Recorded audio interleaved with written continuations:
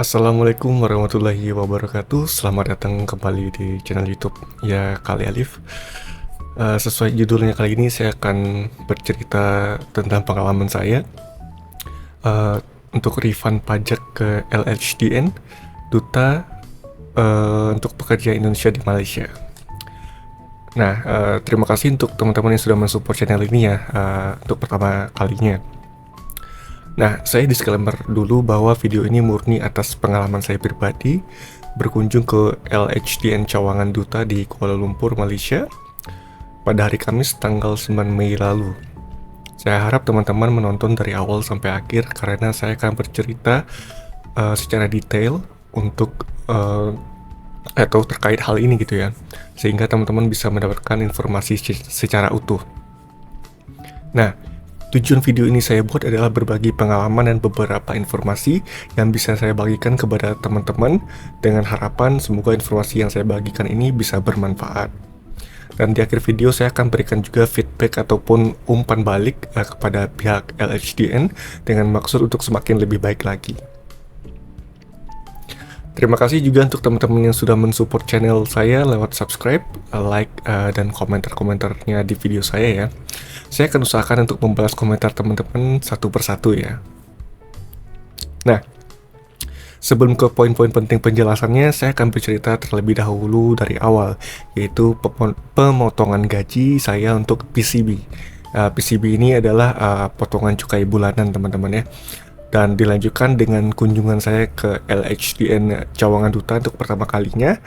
Dan cawangan ini dalam bahasa Indonesia itu cabang ya teman-teman ya. Saya berangkat ke Malaysia untuk ketiga kalinya untuk bekerja dan menetap sejak Oktober 2023 lalu ya teman-teman.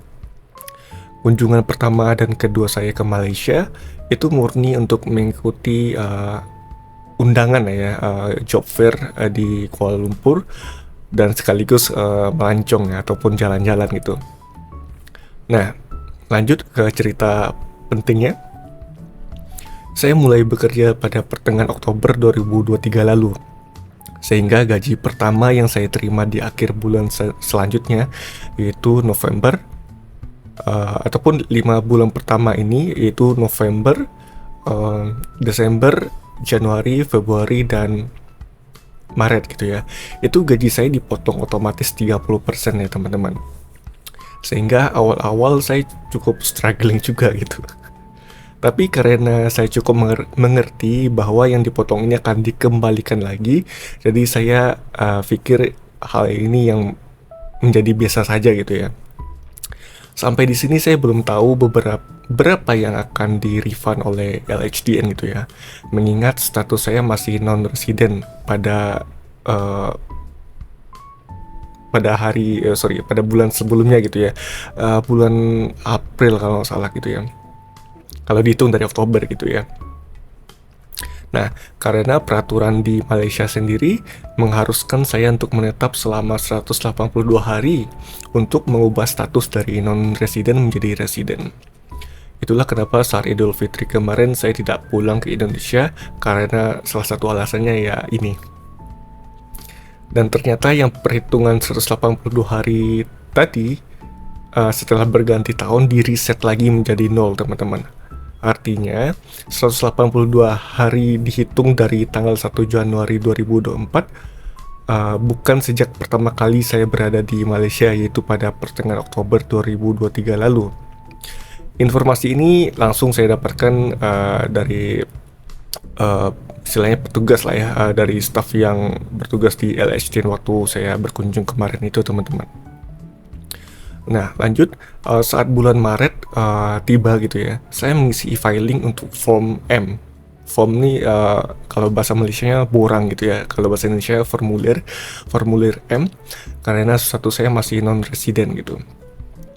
Dan ada berkas yang akan diberikan oleh HR di perusahaan tempat kita bekerja gitu ya, untuk menjadi panduan dalam mengisi e-filing MyTax. Nah, mungkin kalau saya masih di Malaysia sampai tahun depan, barulah nanti saya bisa mengisi formulir atau form BE gitu ya. Lanjut, tembus juga suara knalpot. Untuk tax refund 2023 lalu gitu ya, itu bisa di refund dengan catatan saya harus stay di Malaysia selama 182 hari. Walaupun ada semacam keringanan gitu ya, katanya untuk boleh keluar masuk Malaysia asal tidak lebih dari 14 hari. Untuk saya pribadi sih main aman aja gitu ya. Jadi saya akan stay selama 182 hari pertama dalam 2024 ini di Malaysia. Kalau dari awal saya tahu seperti ini, mungkin Idul Fitri kemarin saya akan pulkam gitu ke Indonesia. Tapi ya sudah lah gitu kan. Nah, nanti ketika sudah 182 hari, saya akan pergi ke LHDN lagi untuk mengurus dan memproses tax refund untuk tahun 2023, teman-teman. Serta juga membawa berkas yang diminta oleh pihak LHDN dalam kertas ini. Jadi saya diberikan kertas ini untuk berkas apa saja yang harus dibawa ke LHDN untuk kedua kalinya gitu, untuk ngurus tax refund ini gitu. Saya awalnya skeptis dengan rating yang diberikan oleh beberapa orang gitu ya di Google Maps untuk kantor LHDN ini gitu. Sehingga ini juga yang memutuskan saya untuk datang langsung berkunjung ke kantor LHDN yang di Duta gitu. Oke, lanjut ke 6 poin yang ingin saya bahas gitu ya. Dan nantinya ini akan saya potong di YouTube Shorts juga ya. Oke, yang pertama, expat Indonesia di Malaysia dikenakan pajak 30% gitu. Sebelum diterima kerja di Malaysia, saya banyak menggali informasi tentang pemotongan pajak sampai 30% ini. Ternyata ini bisa di-refund kembali dengan mengikuti peraturan yang berlaku di Malaysia, seperti salah satunya itu menetap selama 182 hari. Untuk jumlah potongan, pastinya nanti akan saya update setelah saya mendapatkan tax refund ya. Oke, lanjut yang kedua. Syarat tax refund, LHDN harus menetap selama 182 hari di Malaysia. Untuk teman-teman yang baru diterima kerja di Malaysia menjelang akhir tahun, sebaiknya ditunda dulu keluar dari Malaysia hingga awal Juli di tahun berikutnya. Soalnya, menurut saya mempermudah administrasi saja gitu kan. Nanti untuk kunjungan kedua saya ke LHDN, saya akan bertanya lagi tentang keluar masuk Malaysia setelah menetap 182 hari tersebut. Yang ketiga, sebaiknya mengisi e-filing MyTax LHDN di minggu pertama dibuka. Saya banyak membaca tweet di Twitter atau X gitu ya, teman-teman lokal Malaysia yang mengalami keterlambatan dalam tax refund gitu. Dari tweet yang saya baca, jika mengisi e-filing dalam minggu pertama akan di-refund lebih cepat gitu ya. Tapi kalau kita mengisi e-filing tersebut lambat gitu ya, atau ya lambat beberapa minggu lah gitu kan, bisa jadi antrian atau queue dalam proses refund akan lebih banyak makan waktu. Oke, yang keempat, jika ada pertanyaan dan sebagainya, lebih baik disarankan untuk berkunjung langsung ke LHDN. Nah, saya menyarankan teman-teman yang bekerja di Malaysia dan bingung terkait peraturan pajak, sebaiknya datang langsung berkunjung ke LHDN secara fisik. Karena LHDN akan memberikan jawaban dan informasi sangat detail, dan teman-teman bisa lebih leluasa jika ada kebingungan terhadap informasi yang disampaikan. Sehingga ketika teman-teman pulang dari LHDN, teman-teman sudah mengantongi informasi terkait segala yang berhubungan dengan pajak ini. Karena saya pernah mengirimkan feedback pertanyaan lewat website LHDN di tanggal 30 Maret, yaitu 8 hari setelah saya mengisi e-filing tersebut, dan baru direspon 1 hari setelah saya berkunjung ke LHDN tersebut. Yang kelima, LHDN Cawangan Menara Olimpia dipindahkan ke Cawangan Duta. Alasan saya berkunjung ke LHDN Duta karena lebih dekat dengan tempat tinggal saya saat ini. Ternyata LHDN Menara Olimpia sudah dipindahkan ke Duta. Informasi ini baru saya saja dapatkan ketika membaca ulasan LHDN Menara Olimpia di Google Maps. Jadi sejak akhir April sudah dipindahkan ke Duta. Oke, yang nomor 6, yang terakhir ya. Pelayanan dan feedback untuk LHDN Malaysia. Sebaiknya teman-teman datangnya lebih pagi. Waktu itu saya datang jam 9 lewat gitu ya. Abang security yang bertugas dekat pintu masuk akan menanyakan keperluan teman-teman. Saya mengatakan untuk bertanya terkait tax refund pada abang tersebut, dan abang security-nya juga ramah gitu ya. Lalu teman-teman diarahkan untuk mengisi semacam buku pengunjung dan diarahkan naik lift ke level 1. Di level 1 akan diminta paspor terkait tax refund tadi dan diberikan nomor antrian loket. Beruntungnya waktu itu saya diberikan nomor antrian dan langsung dipanggil ke meja loket gitu ya. Kakak yang bertugas di loket pun menjawab dan menjelaskan semua pertanyaan saya dengan baik, walaupun saya bertanyanya nyampur antara bahasa Indonesia dan bahasa Melayu sedikit gitu. Dan tapi saya dapat jawaban cukup puas gitu kan. Untuk feedback dari saya untuk LHDN, semoga semua pertanyaan diajukan lewat customer feedback form direspon dalam waktu yang lebih cepat lagi. Karena saya cukup yakin banyak yang tidak bisa datang langsung ke LHDN karena ada pekerjaan dan kesibukan juga. Jika pun bisa, pasti dia akan mengambil cuti pada hari kerja untuk datang ke LHDN. Nah, jadi kurang lebihnya begitu teman-teman, pengalaman saya berkunjung ke LHDN Cawangan Duta Kuala Lumpur, Malaysia. Jadi saya sangat puas dengan pelayanan yang diberikan oleh petugas yang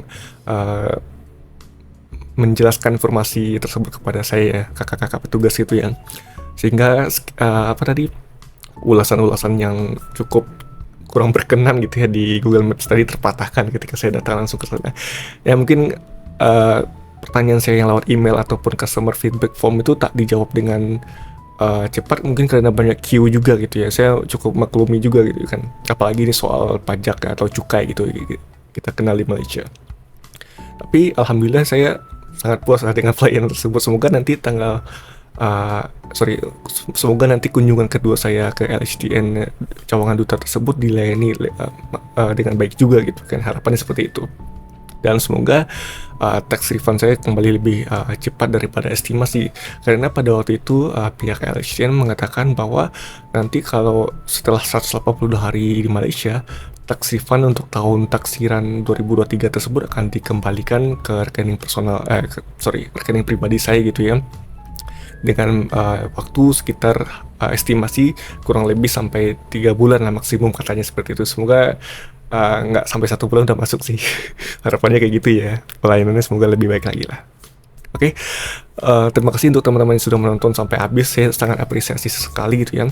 Jika teman-teman ada beberapa pertanyaan yang ingin disampaikan lewat komentar, silakan. Saya akan menjawab sebatas pengetahuan saya, sebatas pengalaman saya gitu ya. Jadi kalau yang saya tidak tahu, saya akan tidak akan jawab, dan saya akan arahkan langsung ke LHDN karena takutnya miss informasi lah dari saya gitu. Jadi saya mohon maaf untuk kekurangan salah kata dalam video ini. Maksud saya di sini lebih kepada berbagi pengalaman dan tidak ada maksud untuk tujuan tertentu, karena saya sangat yakin setiap institusi di Malaysia ini selalu memberikan pelayanan terbaik, tergantung bagaimana kita ini ya mengurusnya gitu. Kalau kita datang lebih pagi mungkin akan lebih mudah karena tidak ada antrian gitu. Tapi kalau kita mengurus hal-hal seperti ini dan kadang sampai udah jam berapa ya, udah siang gitu, mungkin akan banyak antrian lah. Kita tahu lah hal tersebut sering terjadi gitu. Oke teman-teman, terima kasih yang sudah subscribe, like, dan komen. Sampai jumpa di video berikutnya. Mohon maaf ya jika ada kekurangan kata. Sampai jumpa lagi. Salam. Assalamualaikum.